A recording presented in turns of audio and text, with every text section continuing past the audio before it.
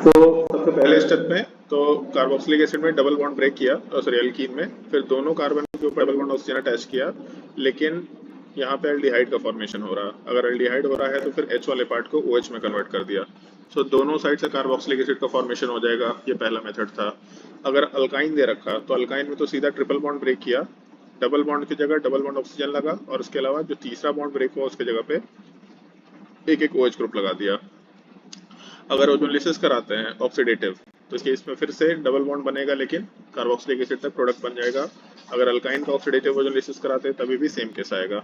Alcohol का या carboxylic acid का अगर ऑक्सीडेशन कराते हैं, स्ट्रॉन्ग ऑक्सीडाइजिंग एजेंट होना चाहिए नॉर्मली, तब उस केस में कार्बोक्सिलिक एसिड का फॉर्मेशन होगा। लेकिन ये भी एक पार्ट है, जो हम लोग एल्डिहाइड के ऑक्सीडेशन के रिएक्शंस पढ़े थे, टॉलेंस रिएजेंट हो गया, यही टॉलेंस रिएजेंट भी है, NH4OH के साथ AgNO3। ऐसा भी दे रखा होता है अमोनियकल सिल्वर नाइट्रेट और अमोनियकल होना चाहिए, मतलब NH4OH दे दे या NH3 दे दे, सेम ही चीज है।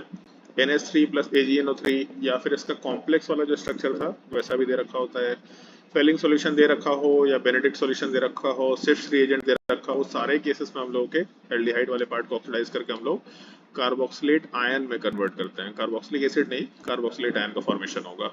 फिर इसके बाद आगे रिएक्शन में कीटोन दे रखा। कीटोन का अगर हम लोग स्ट्रॉन्ग ऑक्सीडाइजिंग एजेंट के साथ रिएक्शन कराते हैं तो एक छोटा सा रूल बताया था, अगर याद हो तो, पॉप ऑफ्स रूल, याद रहा कुछ?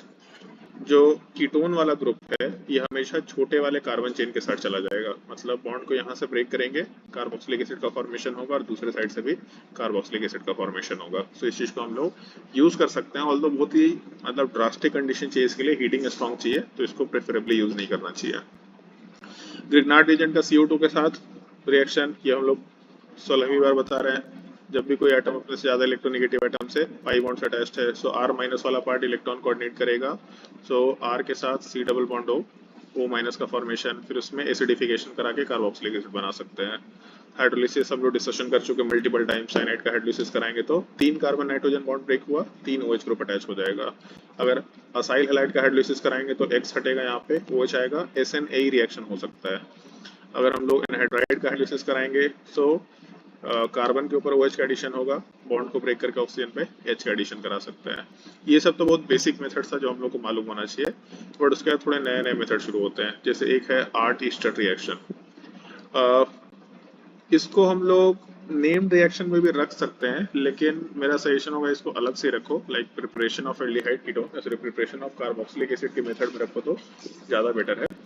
इसके रिएजेंट का थोड़ा ध्यान रखना, और एक्चुअल में बड़ा यूनिक चीज़ है, मतलब मान ले कार्बोक्सिलिक एसिड दे रखा, इस कार्बोक्सिलिक एसिड का हम बस रिएक्शन में प्रोडक्ट पूछते चले जाते हैं। मान लो SOCl2 के साथ रिएक्शन कराए, क्या बनेगा?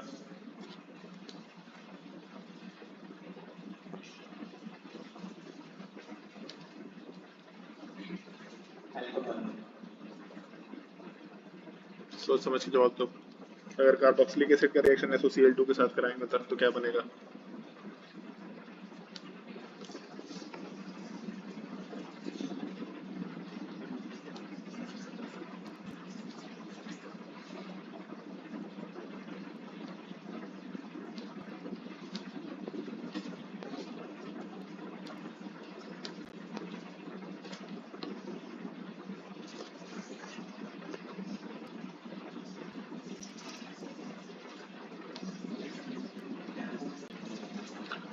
कुछ तो बताओ भाई, सब भूल गया तुम लोग, नोट्स को भी अच्छे से बनाया नहीं है।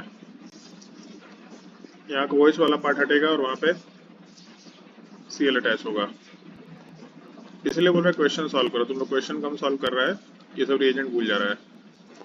सो OH वाले पार्ट के जगह पे Cl ग्रुप का अटैचमेंट होगा। अगर मान लो एल्डिहाइड कीटोन दे रखा होता ऐसा, इसका रिएक्शन अगर हम लोग SOCl2 के साथ कराते हैं, PCl3 PCl5 के साथ कराते हैं, तो प्रोडक्ट वाले पार्ट में जो डबल बॉन्ड ऑक्सीजन है वो दोनों बॉन्ड हटेगा, वहाँ पे 2 हाइड्रोजन ग्रुप अटैच हो जाएगा। खैर, तो पहले स्टेप में हम लोग SOCl2 के साथ रिएक्शन कराए, फिर उसके बाद हम लोग रिएक्शन में Na-N3 यूज कर ले सकते हैं, ऑल्दो वहाँ पे N3H भी दे रखा हो सकता है। दोनों में से कोई भी रिएजेंट यूज करना, सॉरी डाइजोमिथेन का यूज करते हैं हम लोग, डाइजोमिथेन एज अ कंपाउंड यूज करते हैं। इस केस में स्टार मार्क कर रखे हैं, उसका एक सर्टेन पर्पस है स्टार मार्क करने का, मतलब स्टार मार्क मतलब कार्बन 12 है, सॉरी कार्बन 14 है। क्यों कार्बन 14 यूज कर रहे हैं मैकेनिज्म में डिस्कस करेंगे तो पता चलेगा, और प्रोडक्ट उसके हिसाब से बनाना सीखे तो ज़्यादा बेटर है। सो पहला स्टेप Cl वाला पार्ट अटैच हो गया। अब चलते हैं हम लोग CH2NH2 के साथ। CH2N2 वाले पार्ट को अगर हम लोग, सॉरी CH2N2 डाइजो मीथेन की बात कर रहे हैं, तो इसको ऐसा कुछ लगता है क्या, डाइजो मीथेन की बात कर रहे हैं। सो इसका स्ट्रक्चर ऑलमोस्ट इस टाइप से रहेगा, जैसे N2 का मतलब हो गया N ट्रिपल बॉन्ड N, तो एक नाइट्रोजन पे प्लस चार्ज होगा, मतलब कार्बन के ऊपर माइनस चार्ज होना चाहिए, होगा भी, ये कोऑर्डिनेट बॉन्ड होता है। कार्बन दो ही बॉन्ड बना रखा है, बेसिकली कोऑर्डिनेट होगा, कोऑर्डिनेट में प्लस और माइनस बोल सकते हैं। सो हम लोग का जो नेगेटिव चार्ज वाला पार्ट है, इसी नेगेटिव चार्ज को हम लोग इलेक्ट्रॉन कोऑर्डिनेट करने के लिए यूज करेंगे। नेगेटिव चार्ज कार्बन के ऊपर इलेक्ट्रॉन कोऑर्डिनेट किया, क्योंकि कार्बन अपने से ज्यादा इलेक्ट्रोनेगेटिव एटम के साथ पाई बॉन्ड से अटैच्ड है। SN रिएक्शन होगा, मतलब पहले बॉन्ड ब्रेक होगा ऑक्सीजन का, फिर नेगेटिव चार्ज बनेगा, फिर नेगेटिव चार्ज इलेक्ट्रॉन कोऑर्डिनेट करके क्लोरीन को हटाएगा। सो हम लोग सीधा CH2 वाले पार्ट को ऐड किए और यहाँ से क्लोरीन को हटा लेते हैं। सो अपने प्रोडक्ट के स्ट्रक्चर में हम लोग R के साथ C डबल बॉन्ड O, इसके साथ CH2 और इसके साथ N2 का स्ट्रक्चर समझ सकते हैं। सो N2 पे अभी प्लस स्ट्रक्चर है या प्लस चार्ज है। N2 बहुत ही अच्छा लिविंग ग्रुप है, ऐसा डिस्कशन किया था कहीं पे डाइजेशन रिएक्शन में। लास्ट क्लास में हम लोग एक छोटा सा डिस्कशन किए थे रीअरेंजमेंट वाले पार्ट का। अभी हम लोग उसी चीज को थोड़ा एक्सटेंड करेंगे। लास्ट क्लास में बोला था कि ये पॉइंट याद रखना है थोड़ा। नेक्स्ट स्टेप में AgOH यूज करते हैं। AgOH वाला पार्ट बेसिकली OH माइनस दे देगा हम लोग को। Ag2O भी यूज कर सकते हैं, Ag2O के साथ H2O, बेसिकली मॉइस्ट Ag2O दे रखा होगा। मॉइस्ट Ag2O दिया मतलब ऐसा पहले कभी डिस्कशन हुआ था, Ag2O का रिएक्शन अगर हम लोग वाटर के साथ कराते हैं तो 2AgOH बनेगा, मतलब AgOH ही बनना है। सो मॉइस्ट Ag2O का रिएक्शन कराए, मतलब बेसिक मीडियम को हम लोग यूज करने की कोशिश कर रहे हैं।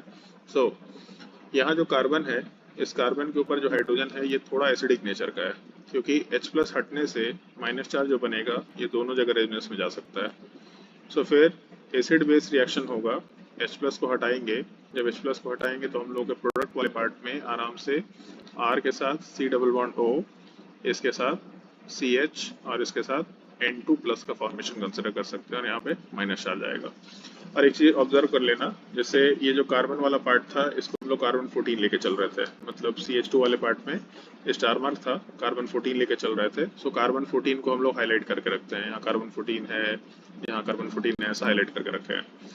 इसके बाद बड़ा यूनिक चीज होता है, इस रिएक्शन वाले पार्ट में फिर से रीअरेंजमेंट होता है। इस रीअरेंजमेंट के स्टेप को थोड़ा ढंग से समझना। ऑलमोस्ट आगे जाके इस तरह का रीअरेंजमेंट का स्टेप बार बार रिपीट होगा, लेकिन फिर भी रीअरेंजमेंट का स्टेप ढंग से समझना। कार्बन डबल बॉन्ड ऑक्सीजन, इसके साथ एक CH2 वाला पार्ट है, इसके ऊपर, सॉरी CH2 नहीं, CH माइनस वाला पार्ट है, इसके ऊपर एक N2+ है। इसके अलावा कार्बन के ऊपर एक हम लोग कार्बन चेन अटैच कर रखे हैं। सो अपने स्ट्रक्चर में ये थोड़ा ध्यान रखना है हम लोगों को, जो रीअरेंजमेंट का पार्ट होगा। नेगेटिव चार्ज रेजोनेंस में जाना चाहेगा, लेकिन हम लोग का जो N2+ है ये बहुत ही अच्छा लिविंग ग्रुप है, ये हटना भी चाह रहा है। अच्छा लिविंग ग्रुप होने की वजह से ये होता है केवल। सो N2 बहुत ही अच्छा लिविंग ग्रुप है, ये हटने की टेंडेंसी में है। सो नॉर्मली होता क्या है कि जब कार्बन का नेगेटिव चार्ज रेजोनेंस में जाता है या रेजोनेंस में जाने की टेंडेंसी में होता है, तो कार्बन और R का बॉन्ड ब्रेक कर जाता है, और जिस टाइम पे ये ब्रेक कर रहा होता है उस टाइम पे यहाँ माइनस चार्ज बन रहा होगा। वही माइनस चार्ज वाला पार्ट फिर से कार्बन पे इलेक्ट्रॉन कोऑर्डिनेट करता है, थर्ड स्टेप, जिसके वजह से N2 वाला पार्ट रिमूव हो जाता है फोर्थ स्टेप में। क्योंकि N2 बहुत अच्छा लिविंग ग्रुप है तो हटने की टेंडेंसी में है। इसको इस तरीके से सोचते जाओ, मान लो कि अगर इसी रिएक्शन को हम थोड़े अलग तरीके से एक्सप्लेन करें, ऐसे बॉन्ड को ब्रेक कर करके दिखाते हैं। तो पहला स्टेप हम लोगों का, कार्बन का नेगेटिव चार्ज रेजोनेंस में गया, जब ये रेजोनेंस में जाएगा तो हम लोग का यहाँ डबल बॉन्ड का फॉर्मेशन हो रहा होगा, नेगेटिव चार्ज खत्म हो रहा होगा। अब इसमें एक प्रॉब्लम है, जब यहाँ कार्बन पे 5 बॉन्ड बन रहा हो तो किसी एक बॉन्ड को ब्रेक करना है, तो इस बॉन्ड को ब्रेक करके हटा लेते हैं। अगर यहाँ के बॉन्ड को ब्रेक करके हटाएंगे तो कार्बन के ऊपर माइनस चार्ज बनेगा। अब यहाँ बहुत ही स्ट्रॉन्ग न्यूक्लियोफाइल है और यहाँ बहुत ही अच्छा लिविंग ग्रुप है। सो बेंजीन के ऊपर जो स्ट्रक्चर होता था वो भी हट जाता था डाइजोनियम सॉल्ट में, तो यहाँ तो कार्बन डबल बॉन्ड कार्बन है। So basically negative charge electron coordinate करके यहाँ से लिविंग ग्रुप को हटा रहा होता है, या ऐसा ही बोल सकते हैं लिविंग ग्रुप हट रहा होता है, इसलिए न्यूक्लियोफाइल वाला पार्ट यहाँ पे अटैच हो रहा होता है। सो इन सारे स्टेप को हम लोग एक ही बार में अगर लिखने की कोशिश करें तो हम लोग ऐसा कुछ स्ट्रक्चर सोच सकते हैं। हम लोगों का कार्बन के ऊपर डबल बॉन्ड ऑक्सीजन है, CH के ऊपर माइनस चार्ज है, यहाँ पे कार्बन चेन अटैच्ड है, सबसे पहला स्टेप नेगेटिव चार्ज रेजोनेंस में जाने की टेंडेंसी में होगा, कार्बन चेन को ब्रेक करके कार्बन पे डालेंगे। यही कार्बन चेन वाला पार्ट फिर जो नेगेटिव चार्ज बन रहा होगा ये इलेक्ट्रॉन कोऑर्डिनेट करके कार्बन पे जाएगा और यहाँ से N2 वाले पार्ट को हम लोग रिमूव करके हटा देंगे। सो अपने स्ट्रक्चर में जो कार्बन डबल बॉन्ड ऑक्सीजन है इसके साथ जो CH वाला कार्बन था उसके साथ डबल बॉन्ड कार्बन का फॉर्मेशन हो गया, और इसके अलावा N2 तो यहाँ से हट चुका था, N2 तो लिविंग ग्रुप के जैसा हट गया, लेकिन इस कार्बन पे एक कार्बन चेन अटैच हो गया है। सो अपने प्रोडक्ट में R के साथ CH, CH के साथ double bond C, double bond C के साथ डबल बॉन्ड O का फॉर्मेशन हो रखा। सो अगर मान लो C डबल बॉन्ड O ऐसा अगर स्ट्रक्चर होता है तो कौन सा फंक्शनल ग्रुप होता है? मतलब अगर दोनों तरफ कार्बन दे रखा है तो कीटोन। तो अगर C डबल बॉन्ड होता है तो उसको हम लोग कीटोन बोलते हैं, मतलब अगर ऐसा कंपाउंड रहा तो उसको जनरली कीटोन बोलते हैं। तो अगर मान लो C डबल बॉन्ड C के साथ डबल बॉन्ड ऑक्सीजन रहा तो इसको क्या बोलना चाहिए? मतलब अगर यहाँ पे C सिंगल बॉन्ड C रहता है तो उसको कीटोन बोलते हैं। तो अगर यहाँ C डबल बॉन्ड C रहा उसके ऊपर कीटोन का यूनिट है तो उसको क्या बोलना चाहिए? क्या इसका हम लोग कीटीन बोलते हैं, ठीक है। सो पहले स्टेप में रीअरेंजमेंट, ठीक है कोई बात नहीं। सो हम लोग के रीअरेंजमेंट वाले पार्ट के स्टेप के बाद कीटीन का फॉर्मेशन होता है, ये छोटा सा पॉइंट ध्यान रखना है। अब इसके बाद हम लोग लास्ट स्टेप में हाइड्रोलिसिस यूज करते हैं। हाइड्रोलिसिस में H3O+ यूज कर लो या OH- यूज कर लो, उससे ज़्यादा कोई फर्क नहीं पड़ेगा, बट फिर से वही पॉइंट, जब भी कोई एटम अपने से ज़्यादा इलेक्ट्रोनेगेटिव एटम से पाई बॉन्ड से अटैच्ड है। सो ये तो खैर बहुत ही बेसिक है, जैसे लाइक इसको ऐसा समझ लो कि यहाँ पे हम लोग अभी इसको साइड में लिख लेते हैं, नीचे लिख लेते हैं, ज़्यादा बेटर होगा। हम लोग के रिएक्शन के स्टेप में जो डबल बॉन्ड कार्बन है इसको बहुत बेसिक तरीके से सोचने की कोशिश करते हैं। R के साथ CH, double bond C, double bond oxygen. So पहले इस पे एक OH ऐड किए, यहाँ पे भी एक OH का एडिशन हो जाएगा, मतलब जो डबल बॉन्ड ऑक्सीजन को ब्रेक करके उसको भी OH में कन्वर्ट कर सकते हैं, ऐसा लिख सकते हैं क्या? मतलब पहले यहाँ पे डबल बॉन्ड ऑक्सीजन था तो ऐसा कर लेते हैं कि हम लोगों का H2O का एडिशन हुआ यहाँ पे, जब H2O इसमें ऐड हुआ वहाँ से H+ हटेगा, सो OH बचेगा, यहाँ का डबल बॉन्ड ब्रेक करेगा और O- बनेगा, उस पर भी H+ ऐड करेंगे। सो एक कार्बन पे 2 H ग्रुप है, लेकिन यहाँ वाले पार्ट में क्या दिख रहा है? हाँ कुछ भी, हमेशा केटीन इनॉल दिख रहा है। अगर इनॉल है तो इसका मतलब टॉटमराइजेशन होगा, टॉटमराइजेशन होने के बाद इसको हम लोग आराम से कीटोन में कन्वर्ट कर सकते हैं। तो R के साथ CH2, C double bond O और यहाँ पे OH का फॉर्मेशन। अब एक चीज देखो, ऊपर हम लोग का जो कार्बन 14 था उसकी बात करते हैं। यहाँ वाले पार्ट में कार्बन 14 था, मार्क किया हुआ। जब रीअरेंजमेंट हुआ सो कार्बन 14 है यहाँ पे, बेसिकली यही कार्बन 14 इधर आ जाएगा, ऊपर वाला पार्ट कार्बन 12 था, फिर R जो है वो कार्बन 14 से अटैच्ड है तो यहाँ पे कार्बन 14 मार्क कर सकते हैं। फिर जब प्रोडक्ट का फॉर्मेशन होगा तो कार्बन चेन के साथ कार्बन 14 अटैच्ड है, मतलब जो प्रोडक्ट बनेगा उसमें कार्बन 14 एग्जिस्ट कर रहा है। सो इसको इस तरीके से याद रखना। अगर हम लोग के पास एक कार्बोक्सिलिक एसिड दे रखा, इसका पहले स्टेप में रिएक्शन SOCl2 के साथ कराएंगे, दूसरे स्टेप में रिएक्शन डाइजोमीथेन के साथ कराएंगे CH2N2, यहाँ पे कार्बन 14 मार्क कर लेते हैं। फिर उसके बाद थर्ड स्टेप में रिएक्शन सिल्वर हाइड्रोक्साइड के साथ या मॉइस्ट Ag2O के साथ कराएंगे, और फोर्थ स्टेप में अगर हाइड्रोलिसिस कराएंगे तो अपने प्रोडक्ट के फॉर्मेशन में ये जो R और कार्बन चेन है इसके बीच में डाइजोमीथेन के कार्बन को डाल देना है, और एक कार्बन से ग्रुप चेंज हो जाएगा या एक कार्बन से कार्बन चेन एक्सटेंड हो जाएगा। मतलब प्रोडक्ट बनाते वक्त सीधा R के बीच में और कार्बोक्सिलिक एसिड के बीच में डाइजोमीथेन का कार्बन डाल दो, तो ये हम लोग के आर्ट ईस्टर रिएक्शन का पार्ट है, जिसमें एक कार्बोक्सिलिक एसिड को यूज करके हम लोग दूसरे कार्बोक्सिलिक एसिड का फॉर्मेशन कर रहे हैं। केवल एक कार्बन से चेन एक्सटेंड होगा, इसलिए पॉइंट याद रखना है। मतलब नॉर्मली ये जो रिएक्शन है ज्यादा इंपॉर्टेंट नहीं है, लेकिन अगर हम लोग कभी भी रिएक्टेंट में कार्बोक्सिलिक एसिड दे रखा और प्रोडक्ट में एक कार्बन चेन का एक्सटेंशन है, केवल एक कार्बन चेन का, तो हम लोग इस रिएक्शन को आराम से यूज कर सकते हैं। इसको हम लोग आर्ट ईस्टर्ट रिएक्शन बोलते हैं, EISTERT, आर्ट ईस्टर्ट रिएक्शन। ये वर्ड थोड़ा ध्यान रखने की कोशिश करना। इसके बाद हम लोगों का प्रिपरेशन में दूसरा कुछ मेथड होगा। चलो ये कुछ पार्ट है रिएक्शन ऑफ कीटीन, ये तो लाइक इंपॉर्टेंट भी नहीं है, ये तो जनरल टाइप की चीज है। जैसे H3O+ या H2O यूज करके हम लोग काम कर रहे थे, तो यहाँ वाले पार्ट में ये जो कार्बन दे रखा था इस पे हम लोग हाइड्रोलिसिस करा रहे थे। अगर मान लो यहाँ पे अल्कोहल दे रखा होता तो अल्कोहल वाला पार्ट भी इसी कार्बन पे ऐड होता, और यहाँ पे OR का एडिशन होता और यहाँ पे OH का फॉर्मेशन होता पहले, फिर टॉटोमराइजेशन होने के बाद C डबल बॉन्ड O बनता, मतलब ओवरऑल ईस्टर का फॉर्मेशन हो जाता।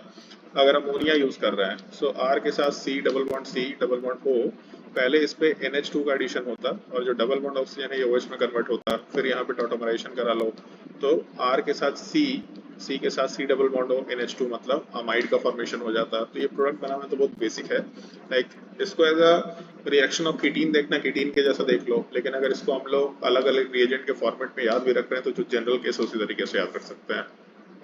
बाकी 2-3 एग्जांपल्स होंगे इसके ऊपर, हम तुम लोगों को सॉल्व करने देंगे, इसको ट्राई करके देखना। ये एक छोटा सा मेथड है जो काम का है, preparation using di ethyl malonate Easter. ये रिएक्शन बहुत यूनिक नहीं है, मतलब बस ये है, ये हम लोग पॉइंट बहुत पहले ग्रिग्नार्ड रिएजेंट में डिस्कस किए थे, अगर तुम लोग को याद हो तो। ग्रिग्नार्ड रिएजेंट वाले पार्ट में हम लोग एक छोटा सा पॉइंट डिस्कशन में यूज करते थे कि carbon normally acidic behaviour show नहीं करता है एक्सेप्ट कि टर्शरी या सॉरी टर्मिनल अल्काइन हो, एक ये ऑप्शन।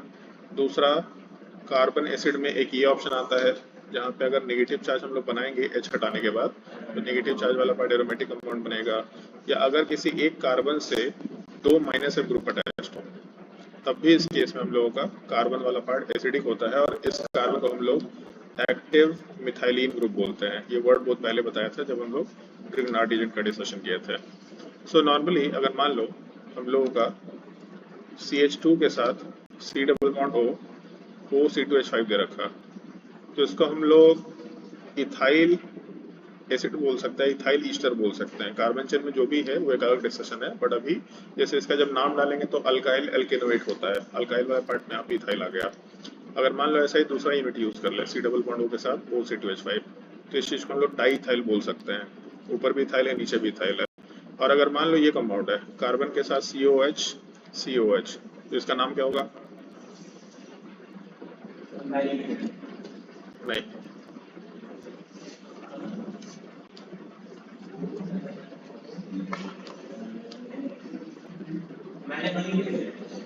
Malonic acid.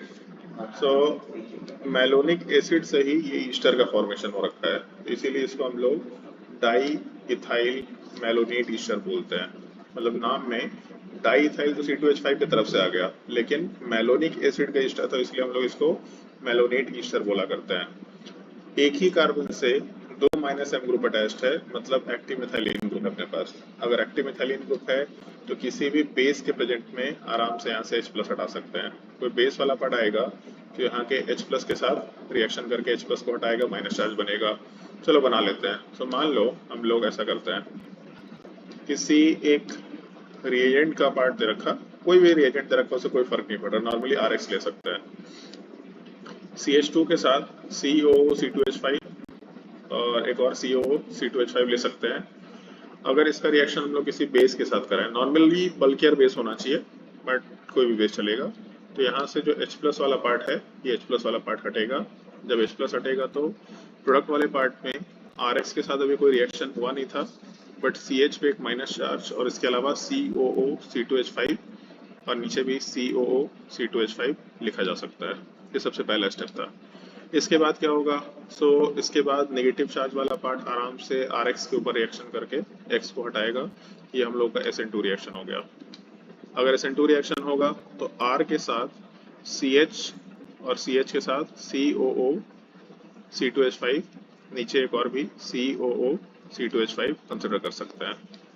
इसके बाद अगर मान लो हाइड्रोलिसिस कराते हैं H3O+, सो हाइड्रोलिसिस में क्या होना चाहिए? तो ऐसा बोल सकते हैं ईस्टर जो ग्रुप है उसका हाइड्रोलिसिस हो सकता है।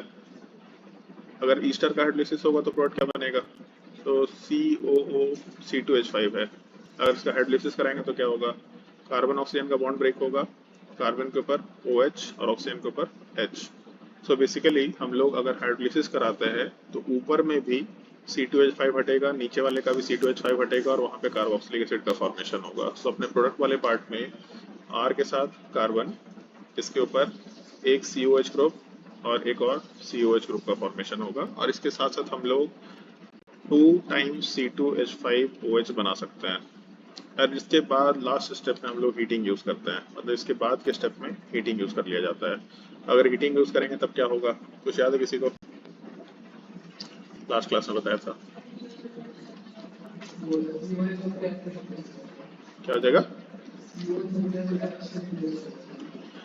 बेसिकली कार्बोक्सिलिक एसिड जिस कार्बन से अटैच तो अल्फा कार्बन है, अल्फा कार्बन से कार्बोक्सिलिक एसिड अटैच्ड है, मतलब बीटा एटम पे बीटा गामा अनसैचुरेशन है। अगर बीटा गामा अनसैचुरेशन है तो डी कार्बोक्सिलेशन होगा, ऐसा कर सकते हैं। सो हीटिंग करने पे CO2 हटेगा, बेसिकली डी कार्बोक्सिलेशन होगा तो R के साथ CH और यहाँ पे एक कार्बोक्सिलिक एसिड बचा रहेगा। सो हम लोग डाईइथाइल मेलोनेट से शुरू किए थे और उसके बाद जितना कार्बन चेन चाहिए उतना कार्बन चेन हम लोग अटैच कर सकते हैं। तो ये भी एक तरीका है जिसको रिएक्शन के लिए हम लोग यूज कर सकते हैं। डाईइथाइल मेलोनेट मिक्सचर के थ्रू हम लोग आराम से रिएक्शन में प्रोडक्ट का फॉर्मेशन करा सकते हैं। सो कार्बन चेन जितने साइज का चाहिए उतने साइज का कार्बन चेन इसमें एसोसिएट करके रिएक्शन कैरी आउट किया जा सकता है। मतलब ये कोई स्पेसिफिक रिएक्शन नहीं है, जैसे इसमें कोई भी ऐसा स्टेप नहीं जो हम लोग नया सीखे हैं। पहला स्टेप मान लो यहाँ से सीखे, पहला स्टेप एसिड बेस है, पहले ही सीख चुके हैं। दूसरा SO है, पहले ही सीख चुके हैं। हाइड्रोलिसिस पहले ही सीख चुके हैं। Beta gamma unsaturation last class में सीख लिए। तो इसमें कुछ नया नहीं है, बस हर एक स्टेप के कॉम्बिनेशन से बनाया हुआ एक कन्वर्जन का सवाल है। अब उसमें तुम्हारी मर्जी, तुमको जो चीज करना कर सकते हैं आराम से। ये हम लोगों के प्रिपरेशन का अगला मेथड था। इसके अलावा मेरे हिसाब से ज्यादा कोई मेथड होगा भी नहीं। हाँ ठीक है, इसके बाद मेथड नहीं है। तो हम लोग का रिएक्शन ऑफ कार्बोक्सिलिक एसिड है। बोलो। नहीं, प्रिपरेशन में इसलिए बता दे रहे हैं ताकि कहीं भी कुछ यूनिकनेस अगर है तो हम लोग डिस्कस कर ले, थोड़ा बहुत रिकैप हो जाए। मतलब अभी तक आते हैं तो मोस्टली हम लोग रिएजेंट भूलना शुरू कर जाते हैं। शुरू में तो रिएजेंट होता ही नहीं है, तो शुरू में प्रिपरेशन की जरूरत नहीं है। लेकिन एल्डिहाइड कीटोन आते आते होता है रिएजेंट एकदम से दिमाग में आना बंद हो जाता है। तो इसीलिए प्रिपरेशन का मेथड हम डिस्कशन में यूज कर लेते हैं। करो या ना करो क्या फर्क पड़ रहा है। जैसे प्रिपरेशन में 8 ईस्टर रिएक्शन को नेम रिएक्शन में डाल सकते थे, डाईइथाइल मेलोनेट को एक क्वेश्चन के जैसा देख सकते थे, और उसके अलावा तो बाकी सब ऑक्सीडेशन का ही रिएक्शन था। तो कुछ नया तो सीखे नहीं, आप टाइम बचा सकते थे, लेकिन फिर भी डिस्कशन होना चाहिए ताकि रिकैप हो जाए। चलो खैर, सो हम लोग आते हैं कार्बोक्सिलिक एसिड के रिएक्शन में। इसमें एक छोटा सा पॉइंट ध्यान रखना कार्बोक्सिलिक एसिड के रिएक्शन में, इसको इस तरीके से सीखे तो ज्यादा बेटर है। बेसिकली जब भी कभी हम लोग फंक्शनल ग्रुप की बात करेंगे तो फंक्शनल ग्रुप वाले पार्ट में मल्टीपल पोजीशंस हो सकते हैं जहाँ रिएक्शन हो, स्पेशली एल्डिहाइड कीटोन वाले पार्ट में। मान लो हम लोग के पास एक कार्बोक्सिलिक एसिड है। सो कार्बोक्सिलिक एसिड का मतलब उसमें एक तो ये पॉसिबिलिटी है कि हम लोगों का जो H है ये रिएक्शन में पार्टिसिपेट कर जाए। H वाला पार्ट एसिडिक होता है, इसका मतलब एसिड बेस रिएक्शन कर सकता है। ये सबसे पहली पॉसिबिलिटी। दूसरा ये भी हो सकता है कि ये जो OH वाला पार्ट है ये रिएक्शन पार्टिसिपेट कर जाए, मतलब क्योंकि पूरा का पूरा जो कंपाउंड है ये इसमें OH वाले पार्ट को भी रिप्लेस कर सकते हैं। अभी जस्ट सीखे थे SOCl2 जो है OH को रिप्लेस कर देता है। सो OH वाले पार्ट को अगर रिप्लेस करना है तो एसिड डेरिवेटिव बना सकते हैं हम लोग, SNA रिएक्शन टाइप की चीज बना सकते हैं। बेसिकली OH हटेगा, वहाँ हेलोजन आ गया, OH हटेगा NH2 आ गया, OH हटेगा ईस्टर वाला पार्ट आ गया। सो हम लोग SNA रिएक्शन करा सकते हैं। तीसरा सेट ऑफ रिएक्शन जो हम लोग सोच सकते हैं जो पॉसिबल है, दैट इज अगर हम लोग इस कंपाउंड की बात करें पूरा ये COH यूनिट, तो यहाँ से हम लोग इसको भी हटा सकते हैं। ये हम लोग के डी कार्बोक्सिलेशन का पार्ट अगर ध्यान हो तो डी कार्बोक्सिलेशन में यही सीखे थे हम लोग कि यहाँ से CO2 को हटाते हैं। और इसके अलावा फिर हम लोग शायद इसकी बात कर सकते हैं इस कार्बन की रिएक्शन, इसको हम लोग रिएक्शन एट अल्फा कार्बन बोलेंगे। तो जब भी कभी कार्बोनिल कंपाउंड होगा तो उस केस में हमेशा रिएक्शन एट अल्फा कार्बन का पार्ट होगा ही होगा। बट कार्बोक्सिलिक एसिड में सबसे पहले एसिड बेस रिएक्शन हो सकता है, फिर उसके अलावा SNA हो सकता है, डी कार्बोक्सिलेशन हो सकता है और रिएक्शन एट अल्फा कार्बन भी हो सकता है। तो ये 4 अलग अलग चीजें हैं जो हम लोग सीख सकते हैं रिएक्शन में। एसिड बेस तो सीखने कुछ है ही नहीं, एसिड बेस का तो एक ही ऑप्शन है कि लाइक कोई भी कंपाउंड जो कार्बोक्सिलिक एसिड से लेस एसिडिक है उसके कंजुगेट बेस से रिएक्शन कराएंगे तो रिएक्शन हो जाएगा। जैसे sodium bicarbonate test carboxylic acid positive देता है, Na-मेटल टेस्ट कार्बोक्सिलिक एसिड पॉजिटिव देता है। ये सब चीजें हम लोग पहले ही डिस्कस कर चुके थे। So feasibility of acid base reaction का पार्ट है, इसमें डिस्कशन में कुछ भी करने को बचता नहीं है। मतलब simple feasibility of acid base reaction है, इस एक छोटे से पार्ट का हम लोग को डिस्कशन करना होता है। ये तो हम लोग को बाय डिफॉल्ट मालूम होना चाहिए। अब अगर मान लो कि हम लोग feasibility of acid base reaction को थोड़ा आगे बढ़ते हैं, लाइक अगर हम लोग OH वाले रिएक्शंस की बात करते हैं तो OH में क्या क्या कर सकते हैं। इसमें एक रिएक्शन अभी डिस्कशन में यूज किए थे, अगर हम लोग के पास R के साथ C डबल बॉन्ड हो, OH दे रखा, इसका रिएक्शन अगर हम लोग SOCl2 के साथ कराएंगे क्या बनेगा? OH हटेगा और यहाँ पे Cl, तो हेलोजनेशन या फिर असाइल हैलाइड के प्रिपरेशन बोल सकते हैं। अगर मान लो हम लोग असाइल हैलाइड के प्रिपरेशन की जगह कोई दूसरा रिएजेंट यूज करते हैं, जिससे आगे हम लोग इस्ट्रिफिकेशन रिएक्शन पढ़ेंगे। सो अगर हम लोग किसी अल्कोहल का रिएक्शन यूज करते हैं, मतलब ROH का रिएक्शन अगर हम लोग यूज करते हैं, तो फिर एक मिनट, अगर मान लो ROH यूज करते हैं तो थोड़ा हम लोग को स्लाइटली एसिडिक मीडियम चाहिए, इसको हम लोग इस्ट्रिफिकेशन में पढ़ेंगे। तो अपने प्रोडक्ट वाले पार्ट में जो OH है ये हटेगा। ये वैसे 10th क्लास में भी दे रखा था इस्ट्रिफिकेशन रिएक्शन, हम लोग के सिलेबस से हट गया था, बट कार्बोक्सिलिक एसिड और अल्कोहल मिलके फ्रूटी स्मेल का सब्सटेंस बनाता है, that is called as ester. So RC double bond OC, यहाँ जो कार्बन चेन इसको R- कर लेते हैं, तो अपने प्रोडक्ट में OR- और साथ ही साथ हम लोग के प्रोडक्ट में वाटर का फॉर्मेशन होगा। सो ईस्ट्रिफिकेशन हो सकता है। अगर मान लो हम लोग इसके जगह पे कार्बोक्सिलिक एसिड ही यूज कर लेते हैं, RC डबल बॉन्ड OH, इसमें हीटिंग यूज कर लो। सो ये हम लोग नोमेनक्लेचर में सीखे, तो नोमेनक्लेचर ऑफ एनहाइड्राइड में एनहाइड्राइड दो कार्बोक्सिलिक एसिड से मिल के बनता है। बेसिकली R के साथ C double bond O, colour change कर रहा है, R के साथ C double bond O OH, और दूसरे वाले से HOC double bond O R-, एक जगह से H हटाओ, एक जगह से OH हटाओ, तो अपने प्रोडक्ट वाले पार्ट में आराम से एनहाइड्राइड का फॉर्मेशन होगा, RC double bond O, oxygen के साथ C double bond O R-।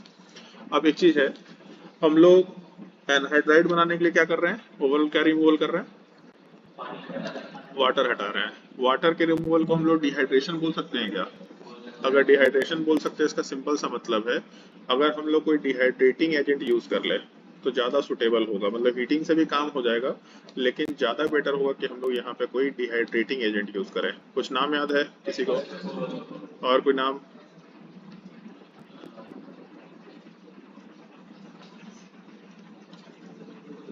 उधर जब हम लोग इवन रिएक्शन कराते थे तो हम लोग H+ लेके चलते थे, H+ हम लोग बल्कियर एसिड से लेके चलते थे, H2SO4 था, H3PO4 था, HClO4 था।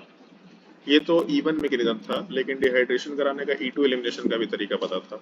E2 में क्या कर लेते थे, तो जितने भी मेटेलिक ऑक्साइड्स हैं उन सबको लेने की कोशिश करते, सॉरी नॉन मेटेलिक ऑक्साइड्स लेने की कोशिश करते थे, P2O5, P4O10, P4O6, इसके अलावा POCl3,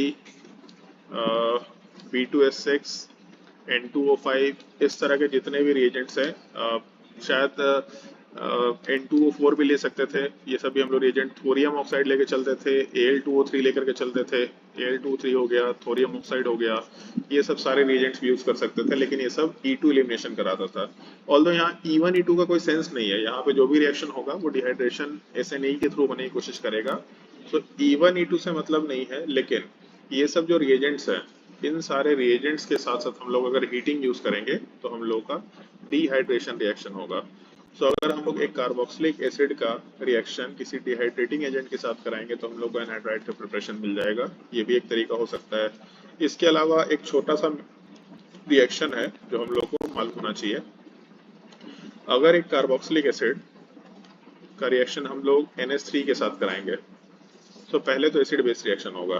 पहले एसिड बेस रिएक्शन होने का मतलब ऐसा कर लेते हैं, इसका स्टेप नीचे लिख लेते हैं, R के साथ C डबल बॉन्ड O, यहाँ से H+ हटेगा, O- बनेगा, और NH3 पे H+ ऐड होगा, NH4+ बनेगा। अगर हम लोग इसके साथ हीटिंग यूज करते हैं, मतलब इस अमोनियम एसिटेट के साथ अगर हीटिंग यूज करते हैं, तो अपने प्रोडक्ट वाले पार्ट में R के साथ C डबल बॉन्ड O और H2O हट करके NH2 वाला ग्रुप अटैच हो जाएगा, बेसिकली अमाइड का फॉर्मेशन होगा। सो डायरेक्टली अमाइड नहीं बनता, पहले अमोनियम सॉल्ट ही बनता है, और अमोनियम सॉल्ट का हीटिंग करने पे ये कंपाउंड में H2O का रिमूवल होके अमोनिया वाला ग्रुप कार्बन पे अटैच हो जाता है, इसको हम लोग प्रिपरेशन ऑफ अमाइड बोल सकते हैं। सो अगर OH ग्रुप को हटाए तो इसके जगह पे हम लोग चारों ग्रुप लगा सकते हैं और एसिड डेरिवेटिव बना सकते हैं, मतलब हेलोजन लगा सकते हैं PCl3 PCl5 SOCl2 के साथ रिएक्शन करके, NH2 लगा सकते हैं अमोनिया के साथ रिएक्शन करके इन the presence of heating, OR group लगा सकते हैं अल्कोहल के साथ रिएक्शन करके, या फिर OC double bond OR group लगा सकते हैं कार्बोक्सिलिक एसिड के साथ रिएक्शन करके। सो ये चार रिएक्शंस हम लोग के OH के साथ रिएक्शन वाले पार्ट में हो गए। तीसरा जो स्टेप था हम लोग के डिस्कशन में, इसमें C डबल बॉन्ड OH वाला पार्ट, इसका रिमूवल। ये तो डीकार्बोक्सिलेशन हम लोग पढ़े ही थे, तो इसका डिस्कशन करने का कोई सेंस नहीं है। एक बचता है reaction at alpha carbon. So carboxylic acid से ईस्टरिफिकेशन अलग से पढ़ेंगे हम लोग। ईस्टरिफिकेशन का कुछ कुछ पार्टिकुलर मैकेनिज्म है या कुछ कुछ पार्टिकुलर पॉइंट्स है, वो थोड़ा ध्यान रखने लायक है, काफी इंपॉर्टेंट रिएक्शन है। लेकिन अल्फा कार्बन का रिएक्शन तो बहुत ही थोड़ा बेसिक टाइप का रिएक्शन है, ये हम लोग सीख सकते हैं। तो हम लोग रिएक्शन एट अल्फा कार्बन वाले पार्ट में HVJ रिएक्शन का फॉर्मेशन डिस्कस करते हैं। डिहाइड्रेशन ऑफ अल्कोहल, ये तो हम लोग भी सीख चुके हैं। Dehydration of carboxylic acid, P4O10, P2O3, P4O5, सबका सब यहाँ पे कंपाउंड दे रखा, एनहाइड्राइड का फॉर्मेशन। चलो देख लो एक बार रिएक्शन देख लो। सो एक कार्बोक्सिलिक एसिड दूसरे कार्बोक्सिलिक एसिड के साथ रिएक्शन करके अगर कोई डिहाइड्रेटिंग एजेंट यूज करेंगे तो एनहाइड्राइड का फॉर्मेशन कराता है। फिर इसके बाद हम लोग रिएक्शन में कुछ कुछ एग्जांपल्स होंगे, वर्कशीट के जैसा तुम लोग को दे देंगे हम सॉल्व करने के लिए। Reaction of ammonia, carboxylic acid ammonia के साथ रिएक्शन करके सॉल्ट का फॉर्मेशन कराएगा, फिर उसको हीट करने से अमाइड का फॉर्मेशन होगा, ये भी डिस्कशन कर चुके। फिर एस्टरिफिकेशन रिएक्शन अभी डिस्कशन में यूज करेंगे। असाइल लाइट कहाँ गया यार? असाइल लाइट नहीं दिख रहा। हाँ ये रिएक्शन ऑफ कार्बोक्सिलिक एसिड में एसिड बेस्ड रिएक्शन हो सकता है, ये तो हम लोग पहले डिस्कशन कर चुके हैं, feasibility of acid based reaction. दूसरा OH के साथ रिएक्शन, तो SOCl2 यूज कर लो, PX3 यूज कर लो, PCl5 यूज कर लो, PCl3, PBr3, PI3 कुछ भी यूज कर लो। ये हम लोग बहुत पहले से सीखते आ रहे हैं टॉपिक को, तो ये हम लोग का डिस्कशन का पार्ट नहीं है। एस्टरिफिकेशन रिएक्शन का डिस्कशन हम लोग पहले कर लेते हैं, उसके बाद हम लोग HVJ रिएक्शन में मूव करें तो ज्यादा बेटर है। पहला चीज हम लोगों के एस्टरिफिकेशन रिएक्शन वाले पार्ट में, इसमें हम केवल एक बेसिक मैकेनिज्म यूज कर रहे हैं। जब रिवीजन कराएंगे तो इसका 2-3 और भी तरीका यूज करेंगे, लेकिन मोस्टली ना मेंस में काम का है ना एडवांस में काम का है, बट फिर भी हम सजेशन देंगे कि सीख लो उसको। अगर एक कार्बोक्सिलिक एसिड का रिएक्शन किसी अल्कोहल के साथ कराते हैं in the presence of acidic medium as the catalyst, तब इस केस में ईस्टर का फॉर्मेशन होता है और रिवर्सिबल रिएक्शन होता है। R के साथ C double bond O, OR dash और साथ ही साथ H2O का फॉर्मेशन होगा। प्रोडक्ट के मैकेनिज्म का थोड़ा ध्यान रखना है। R के साथ C double bond O, OH, इसका रिएक्शन पहले स्टेप में H+ के साथ होगा। ये मैकेनिज्म अपने काम का है, लाइक ये जो मैकेनिज्म है हम लोग को प्रेफरेबली ये सीखना है। और भी तरीके हैं मैकेनिज्म के, लेकिन हम लोग को ये मैकेनिज्म सीखना है। इस मैकेनिज्म का नाम क्या होगा अभी हम लोग डिस्कशन करेंगे। बड़ा यूनिक चीज है, नाम लिखने का तरीका भी इस केस में बड़ा यूनिक नहीं होता है। तो पहले स्टेप में R के साथ C double bond O, OH, इस पे एक H+ का एडिशन हुआ। हम लोग क्यों पहले H+ यूज किए हैं या क्यों कैटलिस्ट यूज किए हैं, तो उसका एक छोटा सा रीजन है। जब हम लोग एल्डिहाइड का रिएक्शन अल्कोहल के साथ करा रहे थे तो भी रेट ऑफ रिएक्शन कम था, जबकि एल्डिहाइड में न्यूक्लियोफिलिक एडिशन होता था। सो न्यूक्लियोफिलिक, उसको लगा तो ये झपट लड़ाई ले रहा है बैठ के, लगा तो ऐसे नहीं, बस उसको पता भी नहीं चला कौन मारा।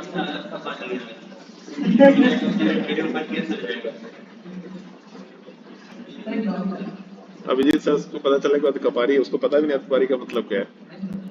बोला कि मम्मी आएंगे तो उनसे पूछेंगे। बोले मम्मी से मत पूछना भाई, चलो ध्यान दो, नहीं नहीं सुनाएंगे, चल ध्यान दो चुपचाप। सो एल्डिहाइड या कीटोन में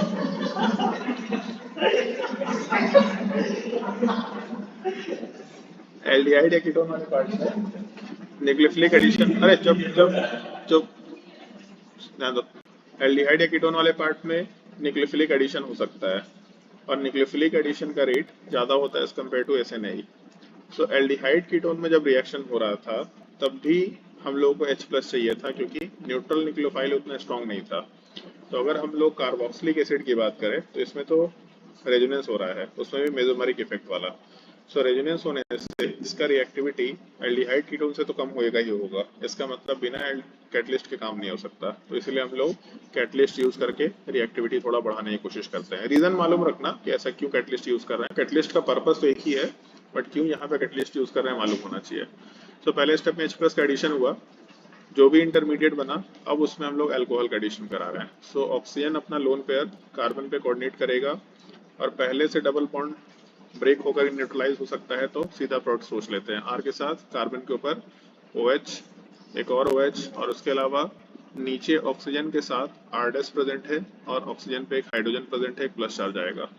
अपने प्रोडक्ट के फॉर्मेशन के टाइम पे एक कार्बन पे 2 H ग्रुप अनस्टेबल है, यहाँ से H2 हटा लो, और ऑक्सीजन के ऊपर H प्लस प्रेजेंट है, वहां से H प्लस को न्यूट्रलाइज भी कर लेते हैं। सो अपने प्रोडक्ट वाले पार्ट में R के साथ C के ऊपर डबल बॉन्ड ऑक्सीजन, और उसके अलावा ऑक्सीजन के साथ R डैश का अटैचमेंट हो गया। सो अपने प्रोडक्ट में ईस्टर का फॉर्मेशन हो गया। अब एक चीज इसमें थोड़ा ध्यान देने लायक है, बहुत ही इंपॉर्टेंट है। हम लोग जब रिएक्शन करा रहे थे, सो जो अल्कोहल था, ये अल्कोहल वाला जब इलेक्ट्रॉन कोऑर्डिनेट किया, सो ऑक्सीजन जो प्रेजेंट है इस ईस्टर में, ये अल्कोहल के तरफ से ही आ रहा था। मतलब कार्बोक्सिलिक एसिड का जो अल्कोहल या ऑक्सीजन वाला पार्ट था, उसमें से कोई एक ग्रुप हट सकता है, उसमें से कोई एक ऑक्सीजन हटेगा H2O के फॉर्मेशन में, लेकिन जो अल्कोहल के तरफ से ऑक्सीजन है वो तो प्रोडक्ट में रहेगा ही रहेगा, वो लाइक कभी नहीं हटने वाला है। तो अगर हम लोग प्रोडक्ट के फॉर्मेशन में कार्बोक्सिलिक एसिड को अगर अल्कोहल के साथ रिएक्शन में यूटिलाइज कर रहे हैं, तो एक चीज हम लोग को ध्यान रखना है कि हम लोग का प्रोडक्ट में कार्बोक्सिलिक एसिड के तरफ से ऑक्सीजन एक हटेगा, एक रह जाएगा, लेकिन हम लोगों के अल्कोहल के तरफ से हाइड्रोजन वाला पार्ट हटेगा, ऑक्सीजन हमेशा इन्वॉल्व होगा। सो कभी भी ये शॉर्टकट भी अगर याद रखना, मान लो कि हम लोग कार्बोक्सिलिक एसिड का रिएक्शन अल्कोहल के साथ कराए, तो हमेशा OH वाला पार्ट कार्बोक्सिलिक एसिड से हटाना और H वाला पार्ट हम लोग अल्कोहल से हटाएंगे। मतलब कार्बोनिल कंपाउंड पे जो लिविंग ग्रुप है हमेशा उसको हटा के प्रोडक्ट बनाना, ताकि ये पॉइंट याद रहे। और यहाँ से प्रोडक्ट बनाना तो बहुत आसान है, R के साथ C डबल बॉन्ड हो, इसके साथ ऑक्सीजन, ऑक्सीजन के साथ R डैश, ऐसा प्रोडक्ट आराम से सोच सकते हैं। तो बस ये छोटा सा पॉइंट ध्यान रखना है। बाकी इसके अलावा कुछ थोड़े थोड़े पॉइंट्स हैं जो हम लोग सोच सकते हैं एज अ क्वेश्चन जब सॉल्व करेंगे, तो उसमें पॉइंट आएगा। जैसे मान लो रिवर्सिबल रिएक्शन है, अगर रिवर्सिबल रिएक्शन है तो प्रोडक्ट की कंसंट्रेशन को बढ़ाने के लिए हम लोग कुछ कुछ यूज कर सकते हैं। पहला चीज रिएक्टेंट बढ़ा सकते हैं, एक पॉसिबिलिटी। दूसरा चीज प्रोडक्ट हटा सकते हैं। अब प्रोडक्ट कैसे हटेगा, उससे एसोसिएटेड एक छोटा सा पॉइंट है जो ध्यान रखना है। अगर हम लोग इसमें बेंजीन डाल दें, तो बेंजीन वाला पार्ट वाटर के साथ मिल करके एजियोट्रॉपिक मिक्सचर का फॉर्मेशन करता है। कुछ याद है एजियोट्रॉप्स क्या बताए थे? क्या होता है azeotropes? Constant boiling mixture. So water के साथ बेंजीन रिंग कंबाइन करके एजियोट्रॉप्स का फॉर्मेशन कराएगा, मतलब वाटर यहाँ से हट जाएगा। अरे यार चुप चुप हो जाता है, उसका पानी लग जाता है। वाटर जो हम बोलना शुरू करते हैं फिर वो सुनता नहीं है, फिर उसका ये बता दीजिए सर, वो बता दीजिए सर, आधा दिमाग चलता है तेरा। तो वाटर वाला जो पार्ट है ये अगर रिमूव हो गया, अगर वाटर रिमूव हो गया तो रिएक्शन का डायरेक्शन फॉरवर्ड हो जाएगा, ऐसा हम लोग आराम से सोच सकते हैं। सो फॉरवर्ड डायरेक्शन में अगर रिएक्शन मूव कराना है तो एक काम तो हम लोग सीधा ये कर सकते हैं। अब इसमें जो मैकेनिज्म है उसमें एक चीज सोच के देखो। मैकेनिज्म में हम लोग एसिड कैटेलाइजेशन यूज किए थे, बेस के थ्रू भी रिएक्शन करा सकते हैं, लेकिन हम लोग एसिड कैटेलाइजेशन का मैकेनिज्म मेजर समझते हैं। एसिड के थ्रू कैटेलाइज्ड रिएक्शन था, लेकिन उसमें भी हम लोगों का जो कैटेलाइजेशन था वो केवल H प्लस वाले पार्ट के ऊपर हुआ था। मतलब जो असाइल ग्रुप है इसके ऊपर कैटेलाइजेशन हुआ था।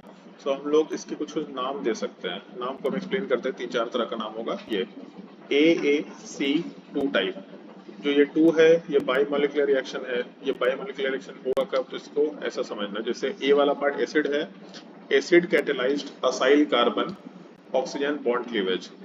इस वर्ड से मतलब वर्ड को एक्सप्लेन करते हैं। पहला चीज एसिड का कैटेलाइजेशन हुआ था, उसमें भी असाइल कार्बन जो था, असाइल कार्बन का मतलब C डबल बॉन्ड O वाला पार्ट, असाइल कार्बन और जो ऑक्सीजन का बॉन्ड है उसको ब्रेक कर रहे हैं हम लोग।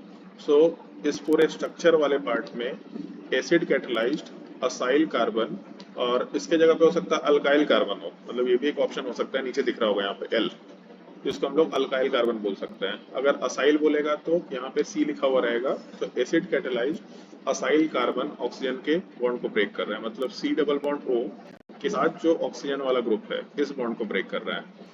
सो एसिड का कैटेलाइजेशन तो था ही, लेकिन हम लोग जिस ऑक्सीजन के बॉन्ड को ब्रेक कर रहे थे ये असाइल कार्बन से अटैच था, तो इसीलिए हम लोग इसको AAC टाइप का बोले। और AAC वाले पार्ट में भी इसको 2 टाइप का बोले। 2 टाइप का बोले क्योंकि बाई मॉलिकुलर रिएक्शन था। बाई मॉलिकुलर बोलने का मतलब जो हम लोग का RDS का पार्ट है, ये इस RDS में 2 मॉलिक्यूल इन्वॉल्व है, तो इसको हम लोग बाई मॉलिकुलर रिएक्शन बोले। सो पहले एसिड कैटेलाइजेशन हुआ, जो बॉन्ड ब्रेक हो रहा है वो कार्बोक्सिलिक एसिड वाले पार्ट के कार्बन से अटैच्ड है, तो हम लोग इसीलिए उसको AC बोले। और क्योंकि RDS वाले पार्ट में जहाँ पे न्यूक्लियोफिलिक एडिशन हो रहा है यहाँ पे बाई मॉलिकुलर रिएक्शन है, तो इसको हम लोग 2 बोल सकते हैं। ऐसा नहीं है कि केवल यही रिएक्शन होगा, कुछ और भी तरीके हो सकते हैं। एक और तरीका ऐसा भी होता है जो हम लोग को मालूम होना चाहिए, ऑल्दो ये अपने लिए रेलेवेंट नहीं है। लेकिन हम इसलिए बता देते हैं ताकि कुछ नाम पता रहे। मान लो कार्बोक्सिलिक एसिड दिया और हम लोग का जो कार्बन चेन है ये बहुत ही बल्कियर है। कौन रो रहा है जी? काहे रो रही है? मान लो कंपाउंड दिया, इसमें H+ का एडिशन करा है। अब इसमें प्रॉब्लम ये है कि जो बेस है ये बहुत बड़ा है, जबकि जो न्यूक्लियोफाइल है बहुत बड़ा है। अगर न्यूक्लियोफाइल बहुत बड़ा है तो रिएक्शन में पार्टिसिपेट नहीं करना चाहेगा। तो नॉर्मली भाई लड़का तो देख, तो हम लोग के प्रोडक्ट में H+ यहाँ पे ऐड होता है। H+ जब इस पे ऐड होगा तो यहाँ OH2+ का फॉर्मेशन होगा। अगर OH2+ का फॉर्मेशन होगा तो यहाँ से H4 रिमूव होगा। अगर H4 रिमूव हो गया तो R के साथ कार्बन कार्बन कार्बन और यहाँ पे पॉजिटिव चार्ज। अब अगर मान लो इसका रिएक्शन किसी कार्बोक्सिलिक एसिड के साथ कराएं तो अपने प्रोडक्ट वाले पार्ट में ऑक्सीजन यहाँ पे इलेक्ट्रॉन कोऑर्डिनेट करेगा, और अगर ऑक्सीजन इलेक्ट्रॉन कोऑर्डिनेट किया इसको R- कर लेता है। तो R- के साथ कार्बन, इसके साथ डबल बॉन्ड ऑक्सीजन, इसके साथ ऑक्सीजन और ऑक्सीजन वाले पार्ट के साथ एक कार्बन अटैच हुआ जिसपे 3 कार्बन चेन है, तभी भी ईस्टर का फॉर्मेशन हो गया। लेकिन इस बार ईस्टर के फॉर्मेशन में हम लोगों का एसिड कैटलाइज्ड रिएक्शन तो था, मतलब हम लोग H+ डाल रखे थे, इसका मतलब एसिड कैटलाइज्ड रिएक्शन था। लेकिन हम लोग का जो कार्बन ऑक्सीजन का बॉन्ड ब्रेक कर रहा है ये असाइल ग्रुप का बॉन्ड नहीं है, अल्काइल ग्रुप का बॉन्ड है। मतलब असाइल अगर होता तो ये ग्रुप होता, अगर यहाँ का बॉन्ड ब्रेक करता तो इसको AC ग्रुप का बॉन्ड क्लीवेज बोलते, लेकिन यहाँ का बॉन्ड ब्रेक कर रहा है। अगर यहाँ का बॉन्ड ब्रेक कर रहा है मतलब अल्काइल ग्रुप का बॉन्ड ब्रेक कर रहा है, तो इसको हम लोग AL बोल सकते हैं। और हम लोग का रिएक्शन अगर बाई मॉलिक्यूलर टाइप का है तो हम लोग इसको वो बोलेंगे, अगर यूनिमोलिकुलर रिएक्शन तो इसको हम लोग 1 बोल के काम कर सकते हैं। Same reaction base catalysed reaction भी होता है, इसका अलग अलग नाम दे रखा होता है। मोस्टली हम लोग एसिड कैटलाइजेशन से मतलब है और उसमें भी इस पहले वाले पार्ट से मतलब है। बट ये सब नाम बस देख लो कि ऐसा कुछ नाम होता है, रेलेवेंट नहीं है तो इसलिए उसको थोड़ा हम लोग इग्नोर करके काम कर सकते हैं। एक क्वेश्चन होता है जो ऊपर हम बताए, यही इक्वेशन के लिए हम लोग इस तरह का मैकेनिज्म यूज करते हैं, केवल इस इक्वेशन के लिए। कहीं कहीं जैसे रेजोनेंस का जो एडवांस लेवल का एक बुक वगैरह आता है उसमें ये सब क्वेश्चन थोड़ा बहुत दे रखे हैं, अदरवाइज बाकी जगह पे सब क्वेश्चन किसी काम का नहीं होता है, इसलिए थोड़ा ध्यान रखना। बट जो जनरल मैकेनिज्म है वो बहुत ही बेसिक है, वो हम लोग अभी जो डिस्कशन किए ये पार्ट ये मालूम होना चाहिए। बाकी हाँ ये सब है कुछ कुछ factors affecting rate of esterification reaction. जितना ज़्यादा रिएक्टिविटी कार्बोनिल कंपाउंड का बढ़ेगा उतना बढ़िया है। स्टेरिक हिंड्रेंस बढ़ेगा तो रिएक्टिविटी घटेगा, डेल्टा पॉजिटिव कैरेक्टर बढ़ेगा तो रेट ऑफ एसे नहीं बढ़ेगा, रेजोनेंस बढ़ेगा तो रेट ऑफ एसे नहीं घटेगा। ये सब तो बहुत बेसिक चीज़ें मालूम होना चाहिए। स्टेरिक हिंड्रेंस अगर अल्कोहल पे बढ़ेगा तो न्यूक्लियोफिलिसिटी घटेगा, रेट ऑफ रिएक्शन घटेगा। ये सब बहुत बेसिक है जो मालूम होगा, ये जब नोट्स लिखेंगे तो अपने आप समझ में आए, इसमें कुछ नया बताने को नहीं है। फिर अच्छा हाँ, एक ये छोटा सा रिएक्शन इसको सैपोनिफिकेशन बोलते हैं। अगर ईस्टर का रिएक्शन NaOH के साथ कराएंगे तो OH- इलेक्ट्रॉन कोऑर्डिनेट करके हम लोग का हाइड्रोलिसिस कराएगा। तो अपने प्रोडक्ट वाले पार्ट में R के साथ C double bond O, OH आ जाएगा और OR- वाला पार्ट बाहर निकल जाएगा। फिर यहाँ एसिड बेस रिएक्शन होकर के प्रोडक्ट में R के साथ C double bond O, O- का फॉर्मेशन और R- के साथ OH का फॉर्मेशन। इस हाइड्रोलिसिस को हम लोग सैपोनिफिकेशन रिएक्शन बोलते हैं। है हाइड्रोलिसिस बट इसका नाम चेंज कर देते हैं हम लोग सैपोनिफिकेशन, क्योंकि क्या नहीं आई नहीं लिखा है। सैपोनिफिकेशन रिएक्शन बोलते हैं इसको। इस रिएक्शन को हम लोग सोप के फॉर्मेशन में यूज करते हैं, इसीलिए इसको हम लोग सैपोनिफिकेशन रिएक्शन बोलते हैं। मतलब अगर तुम लोगों को 10th क्लास का सोप एंड डिटर्जेंट याद हो, याद तो होगा नहीं, बट उसमें ऐसा बोला जाता है कि हम लोगों के carboxylic acid and sulphonic acid के सोडियम सॉल्ट्स होते हैं, काफी बड़े बड़े कार्बन चेन के, काफी बड़े बड़े कार्बन चेन है। सॉल्ट और डिटर्जेंट होता क्या है? तो sulphonic acid and carboxylic acid के बहुत बड़े बड़े कार्बन चेन, बहुत बड़े बड़े कार्बन चेन मतलब C17 H35 इस तरह के कार्बन चेन की बात कर रहे हैं। इस चीज को हम लोग यूज करते हैं अपने सोप एंड डिटर्जेंट के फॉर्मेशन में। So carboxylic acid and sulphonic acid के जो सोडियम सॉल्ट्स होंगे उनको यूज करेंगे हम लोग सोप एंड डिटर्जेंट में। सो उस तरह का फॉर्मेशन कराने के लिए हम लोग इस रिएक्शन को यूज करते हैं। बेसिक हाइड्रोलिसिस है बट क्योंकि सोप एंड डिटर्जेंट की प्रिपरेशन में यूज करते हैं इसलिए उसको हम लोग सैपोनिफिकेशन बोलते हैं। ये नाम नहीं याद रहेगा तभी भी कोई दिक्कत नहीं है, बट इसलिए हम सजेशन देंगे उसको याद रखना, NCERT में नाम दे रखा है। बाकी तो ट्रांसस्टरिफिकेशन बताने की जरूरत नहीं है, एक ईस्टर दूसरे ईस्टर में कन्वर्ट होगा। एक ईस्टर दूसरे ईस्टर में कन्वर्ट होने का मतलब R के साथ मान लो C डबल बॉन्ड हो, OCH3 दे रखा, अगर इसको हम लोग C2H5O माइनस के साथ रिएक्शन में लेके जाए, सो O माइनस इलेक्ट्रॉन कोऑर्डिनेट करके SN-AE रिएक्शन करा के प्रोडक्ट में R के साथ C double bond O C2H5 का फॉर्मेशन कराएगा। एक ईस्टर दूसरे ईस्टर में कन्वर्ट हुआ, this is called as transesterification reaction. Basically ester को दूसरे ईस्टर में कन्वर्ट कर रहे हैं हम लोग।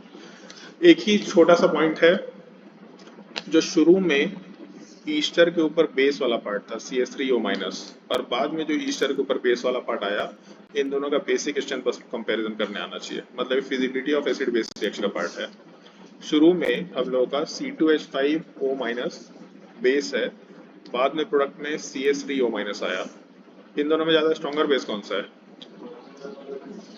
C2H5O माइनस और CH3O माइनस, इन दोनों में स्ट्रॉन्गर बेस कौन सा है? ये ऑब्वियस सी बात है, स्ट्रॉन्गर बेस है। स्ट्रॉन्गर बेस वीकर बेस में कन्वर्ट हो रहा, रिएक्शन फिजिबल होगा तो ट्रांसएस्टरिफिकेशन रिएक्शन होगा। अगर ये रिएक्शन फिजिबल नहीं होगा तो ट्रांसएस्टरिफिकेशन रिएक्शन नहीं होने वाला है। ये छोटा सा पॉइंट ध्यान रखना। बाकी और क्या है भाई? हाँ ठीक है, ये तो हम लोग डिस्कशन कर चुके, रिवर्सिबल रिएक्शन है। तो इस केस में अगर हम लोग एस्टरिफिकेशन रिएक्शन कराते तो ईस्टर बनता है, फ्रूटी स्मेल का सब्सटेंस है, और अगर हाइड्रोलिसिस कराएंगे तो हम लोगों का प्रोडक्ट का फॉर्मेशन होगा। तो अगर हम लोग डाइल्यूट रिएक्शन यूज करेंगे, तो डाइल्यूट का मतलब वाटर का कंसंट्रेशन बढ़ा रहे हैं, इस केस में हाइड्रोलिसिस होता चला जाएगा। बाकी ये सब कुछ पॉइंट ध्यान रखने से, ये तो बहुत बेसिक है।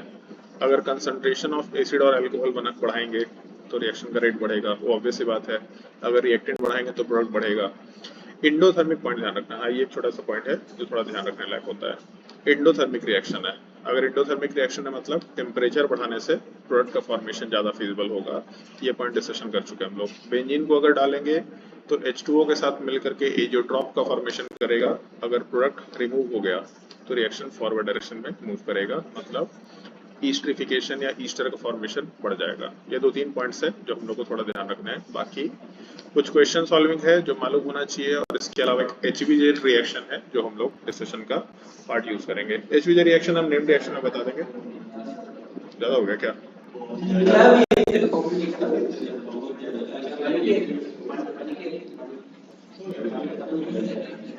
ज्यादा हो गया क्या?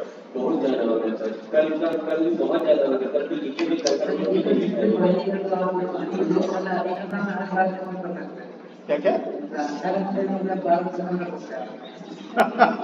अच्छा, इस स्पीड से पढ़ाएंगे तो हर हफ्ते ऑर्गेनिक खत्म हो जाएगा। तो क्या करना है बताओ?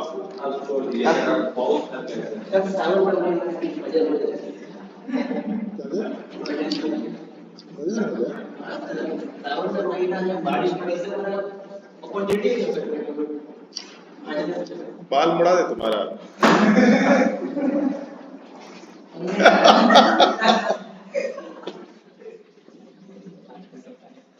ठीक है, चलो कोई बात नहीं, इतना ही पढ़ते हैं। तो ऐसे कैसे काम चलेगा? इतना कम में कैसे काम चलेगा? इतना और क्या? कितना कितना पेज है इसमें? PDF यहाँ तक नहीं पहुंच। अरे रुको, 166 नहीं, वो तो उधर था ना। इस वाले नोट्स में कितना पेज है? अरे रुक ना भाई, 166 नहीं है, 12 पेज है। 12 पेज भी नहीं पढ़ा है तुम लोग? क्या क्या पढ़ा है? क्या पढ़ा है? 2-3 मिनट का चीज सब। एक पेज इधर बाकी है अभी। प्रिपरेशन ऑफ एनहाइड्राइड जो खैर बता ही चुके, ईस्टर बता ही चुके, एस्टरिफिकेशन, प्रिपरेशन ऑफ अमाइड बता ही चुके, असाइल हैलाइड बता ही चुके। नहीं, एसिड डेरिवेटिव में कुछ बताने का है भी नहीं, और ये रिएक्टिविटी तो हम लोग ग्रीनार्ड एजेंट भी बता चुके थे, ये तो पढ़ ही चुके हैं। तो बेसिकली ये टॉपिक तो हम लोग खत्म हो चुका है, इसमें तो दिमाग ही नहीं लगाना है। अब क्या बच गया? एक